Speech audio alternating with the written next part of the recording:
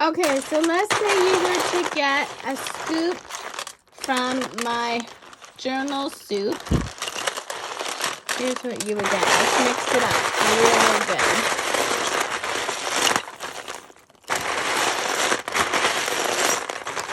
Okay, I think I mixed pretty good.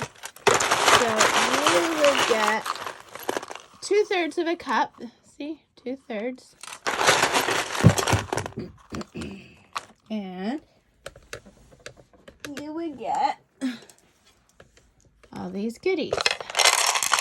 So let's see, in this scoop, you got a whole bunch of rustic wooden buttons, some big wooden beads, some pony beads, some paper beads, a little tag, a little sticker,